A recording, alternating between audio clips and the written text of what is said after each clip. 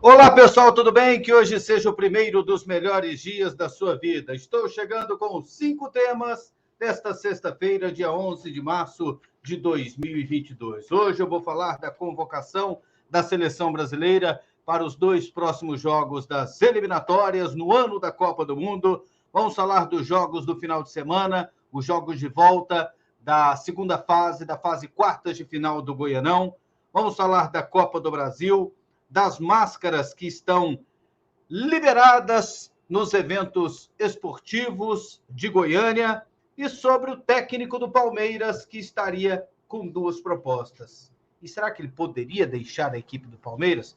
Daqui a pouco eu vou falar sobre isso. Se inscreva no canal, ative as notificações, participe nos comentários. Também estou no Instagram, estou no Twitter, tenho o blog andreisaac.com.br, estou no Facebook, o endereço das minhas redes sociais, você vê aqui, e também na descrição do vídeo.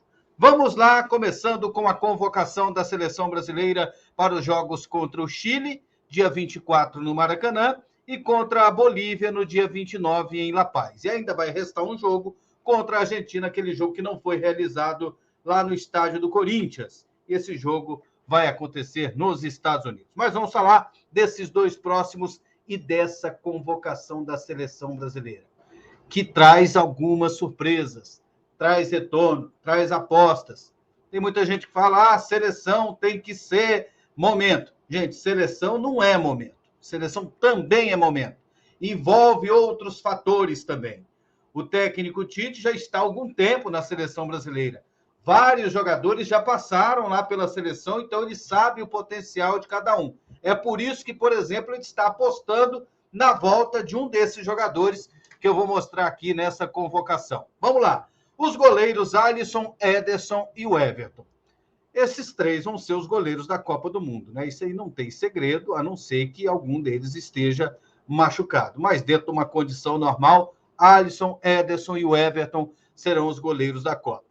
Os zagueiros convocados, Éder Militão, Gabriel Magalhães, Marquinhos e Thiago Silva. Então aí, sem novidade em relação à convocação desses zagueiros. Laterais, Daniel Alves, Danilo, Alex Telles e o Guilherme Arana. Não foi convocado aí o Alexandro e foi convocado o Guilherme Arana. E eu aprovo a volta do Guilherme Arana. Também não foi convocado o Emerson Royal, que até foi expulso na última convocação, não foi bem, e está de volta o Danilo. Aliás, o Danilo não foi convocado da última vez porque estava machucado. Então, entre os laterais, nenhuma novidade. Alguém pode perguntar, mas o Daniel Alves merece ser convocado? Merece, está jogando muito bem no Barcelona, e ele estando em plena condição, ele é o melhor lateral direito do futebol brasileiro.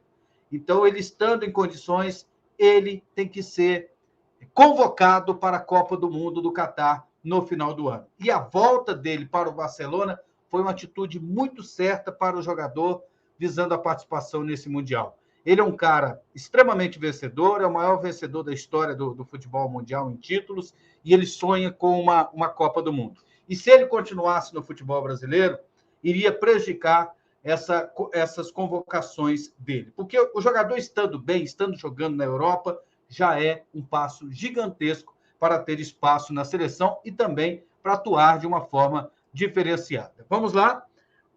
Meio campo, Arthur, Bruno Guimarães, Casemiro, Fabinho, Fred, Paquetá e Felipe Coutinho.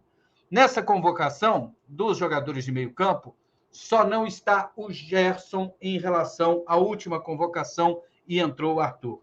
Por que entrou o Arthur? Porque o Arthur, por exemplo, ele teria chance de ter ido para a Copa do Mundo de 2018, mas ele teve uma contusão no finalzinho da sua participação na equipe do Grêmio e depois ele foi para o Barcelona. No Barcelona, ele teve 2 boas temporadas. Em 2019, por exemplo, ele arrebentou na conquista da Copa América e outros jogos da seleção brasileira. Então, o Tite confia muito no trabalho do Arthur. E ele, na equipe da Juventus, ele demorou um pouco a se firmar. E agora ele está se firmando. Ele teve problemas de contusão e problemas de adaptação. E agora ele está muito bem lá na equipe da Juventus. Nas últimas 3 partidas, 3 vitórias da Juventus, e ele atuou os 90 minutos dos 3 jogos. Então, o Tite está acreditando nessa recuperação do Arthur. Assim como ele acreditou na recuperação do Felipe Coutinho. Quando o Coutinho foi convocado, eu até dizia, gente, ele está apostando na recuperação do Coutinho, porque o Coutinho, até 2018, era um dos principais jogadores do mundo. Depois caiu de produção quando saiu do Liverpool e foi para a equipe do Barcelona. Então, é o mesmo que o Tite está fazendo agora com o Arthur. E o Arthur bem, o Arthur em plena forma, o Arthur naquele ritmo que ele estava no Barcelona, ele é melhor do que o Gerson. Essa, pelo menos, é a minha opinião. Mesmo que agora, você olhar na temporada, talvez o Gerson esteja à frente, mas eu vejo uma perspectiva maior dentro da seleção brasileira, de tudo que eu já vi com o trabalho do Tite e o Arthur e com o Gerson que oscilou, e o Arthur que esteve muito bem, que ele é interessante. E, aliás, é uma briga até para ser reserva, né? Porque eu acredito que Casemiro e Fred, o Casemiro e Fabinho, esses serão os titulares ali da cabeça da área da seleção brasileira. Seguindo a convocação, vamos agora para o ataque. Antony, Gabriel Martinelli, Neymar, Rafinha, Richarlison, Rodrigo e o Vinícius Júnior. Pois é, gente. Em relação ao ataque, nós vemos aí a novidade do Gabriel Martinelli, jogador que pertence ao Arsenal, que começou lá na base do Corinthians, lá no Sub-13, aí depois no Sub-15 foi para o Ituano até se profissionalizar. Em 2019, acabou indo para a equipe do Arsenal. É um baita de um jogador e vale a pena ele ter essa oportunidade. Jogador estando bem na Premier League, a chance dele de se destacar e dar conta do recado na seleção brasileira é muito grande. Um exemplo nós tivemos há pouco tempo na seleção, quando o Rafinha entrou na seleção e mudou o panorama ofensivo da seleção brasileira. Outro jogador, não é Premier League, mas está lá no Campeonato Holandês, está na Europa, o Antony, outro jogador diferenciado, e precisa disso. E tem jogadores na seleção brasileira que não vinham rendendo o esperado, tipo Gabriel Jesus e o Gabigol. O Gabigol, por mais que se destaque no futebol brasileiro, na seleção ele ainda não fez a diferença. E o Gabriel Jesus, que era convocado pelo que ele fazia lá na equipe do Manchester City, ultimamente não está conseguindo lá fazer para o Guardiola, então o Tite resolveu não o chamar. E as vagas para o ataque, elas estão escassas. Por exemplo, o Matheus Cunha não foi convocado porque ele está contundido. Aí o Richarlison ganhou ali novamente a oportunidade. Então a gente vê aí, que a situação de Gabriel Jesus, de Gabigol, para chegar à Copa do Mundo, ali no meio-campo para Everton Ribeiro, a Copa do Mundo está escapando das mãos desses jogadores, porque esses outros estão chegando e podem ocupar esse espaço em 2 jogos considerados fáceis, contra o Chile em casa e contra a Bolívia fora de casa. Então é uma baita oportunidade para esses jogadores que estão sendo novidade na seleção. Está lá o Antony, Martinelli, Neymar, Rafinha, Richarlison, Rodrigo e o Vinícius Júnior. Então é essa a convocação da seleção brasileira para os 2 próximos jogos pelas eliminatórias sul-americanas para a Copa do Mundo desse ano no Catar. Vamos lá, agora com o próximo assunto, os jogos do final de semana do Campeonato Goiano. Vou colocar aqui na tela para a gente falar sobre esses jogos e do lado já coloquei a classificação. Por que eu coloquei a classificação? Porque vai determinar os confrontos da semifinal. O primeiro vai pegar o quarto e o segundo vai pegar o terceiro. A pontuação desse final de semana conta, viu, galera? A pontuação conta. Então, por exemplo, o Goiás, ele já está garantido como primeiro. Ele não tem como ser alcançado nesse final de semana pelo Vila Nova e nem pelo Anápolis, muito menos pelo Atlético. Então, a diferença é de 5 pontos. Então, o Goiás vai ser o primeiro. Ele vai pegar o quarto colocado, classificado, na pontuação geral do Campeonato Goiano. Então, vamos supor que o Vila Nova se classifique com a vitória, que o Anápolis vença o Iporá e que o Atlético vença a equipe do Morrinhos. Aí o Atlético vai ter seus 23 pontos, o Anápolis seus 24, o Vila Nova seus 24 pontos. Então, quem vai pegar quem? O Goiás vai pegar o quarto colocado, o Atlético. Aí pode acontecer diferente. O Atlético vai lá e classifica, vencendo a equipe do Morrinhos, e o Vila Nova se classifica empatando, e o Anápolis se classifica ganhando. Aí o Vila Nova continua com seus 21, o Anápolis vai para os seus 24, o Atlético vai para os seus 23, e aí teríamos Goiás e Vila, Atlético e Anápolis. E também pode dar outras combinações, né? Por exemplo, se o Iporá se classificar diante do Anápolis, com certeza o Iporá será adversário da equipe do Goiás. Então, a pontuação nesse final de semana ela é muito importante para as equipes. E eu acho que é lucro, assim, fica a dica, né? Eu acho que é lucro, tanto para Goiás, para Vila Nova, quanto tanto para Atlético, para Vila Nova, para Anápolis ou Iporá, evitarem o confronto com o Goiás na fase semifinal, porque eu acredito que o Goiás hoje tem a melhor equipe, pratica o melhor futebol do Campeonato Goiano. André, o que vai dar? Vamos lá. Vila Nova e Goianésia, eu acredito na vitória do Goianésia. Atlético e Morrinhos, apesar do Atlético ainda não ter convencido na temporada, eu acredito que o Atlético vai vencer. Acredito no Anápolis contra o Iporá, apesar de que esse vai ser o jogo mais equilibrado.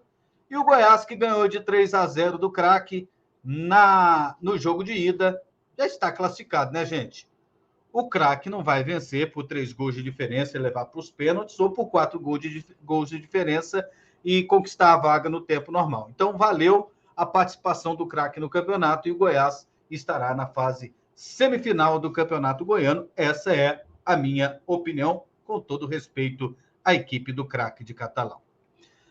Pois é, gente, ontem, Copa do Brasil, e tivemos mais uma equipe da Série A do Campeonato Brasileiro eliminada. Até agora foram 2 times da Série A do Brasileirão eliminados na Copa do Brasil e 10 times do Campeonato Brasileiro da Série B. A equipe do Avaí acabou sendo eliminada para o Ceilândia, perdendo em casa pelo placar de 2-1. Foi uma zebra, André? Olha, se você olhar assim o tamanho do campeonato, um é da Série A, outro é da Série D, você até pode considerar como uma zebra. Mas eu não considero tanto, sabe por quê? Porque o Avaí está com sérios problemas desde o início do ano. O Avaí realizou 14 jogos na temporada, perdeu 7, ganhou só 3 e empatou 4. Ele mais perdeu e empatou do que ganhou em 14 jogos. Tem problemas financeiros, contratou muito pouco. Então, é um time que está numa draga danada e é sério candidato a voltar para a Série B do Campeonato Brasileiro. E o Avaí foi um time que, nos últimos 8, 9 anos, teve 5 acessos, 4 rebaixamentos. Ele vai para o 5º rebaixamento. Ele não ficou nenhuma vez 2 anos seguidos na Série A do Campeonato Brasileiro, porque é um time que tem dificuldade para se estruturar. Vai lá na Série A, pega uma grana boa, volta para a Série B e continua quebrado. Então, o Avaí acabou sendo eliminado da Copa do Brasil, ao lado do Internacional, 2 times da Série A. E da Série B foram eliminados Chapecoense, Grêmio, Londrina, Operário, Sport, CRB, Náutico, Ponte Preta e ainda o Vasco. Isso tudo serve para que Goiás, Vila Nova e Atlético abram o olho nos jogos do próximo meio de semana, onde na terça-feira o Vila Nova enfrenta a equipe do Guarani, o Atlético vai enfrentar na próxima terça-feira o Nova Venécia do Espírito Santo e na quinta-feira o Goiás vai enfrentar a equipe do Criciúma no estádio da Serrinha. Então, abram o olho porque a zebra está solta na Copa do Brasil. Vamos agora a mais um assunto. O técnico Abel Ferreira, da equipe do Palmeiras, teria recebido sondagens do Benfica e da equipe do Granada, da Espanha. Benfica de Portugal e o Granada da Espanha. E aí, será que ele deixa o Palmeiras para comandar essas equipes? Olha, se a proposta profissional e financeira for boa, ele deixa, até porque ele já deixou outra equipe para vir comandar o Palmeiras. Mas entre essas duas equipes, eu só vejo possibilidade, quase certeza, que se a equipe do Benfica chamar, ele vai correndo. Por quê? Primeiro que o Benfica é um dos maiores clubes do mundo. Está na Europa. A visibilidade para um treinador que comanda o Benfica é uma visibilidade muito grande. Por exemplo, o Pepe Guardiola, lá ele não assiste a final da Libertadores da América do Palmeiras com a equipe do Flamengo, mas ele assiste os jogos do Benfica. O que acontece, ele sabe o que está acontecendo. Então, é só um exemplo. A visibilidade ela é muito maior, além de ser um time gigantesco e de ser um dos maiores times do país natal do Abel Ferreira. Ele é português, então treinar um Benfica lá em Portugal significa muito para o currículo de um profissional, principalmente ele sendo português. E em relação ao Granada, o Granada é um time que, ao que tudo indica, vai ser rebaixado na La Liga, lá no Campeonato Espanhol. Em 2022, o Granada não ganhou nenhum jogo. Ele já são 9 partidas sem ganhar de ninguém. Nessa temporada, não venceu nenhuma partida. Está despencando na tabela. Estava lá perto do 19º colocado, agora já está a uma posição da zona de rebaixamento. Lá a zona de rebaixamento dos últimos 3, e ele está na 17ª colocação. E eu não acredito que o Abel Ferreira vá pegar o Granada, que hoje é uma verdadeira bomba. E para fechar, o prefeito de Goiânia, Rogério Cruz, disse que, a partir de agora,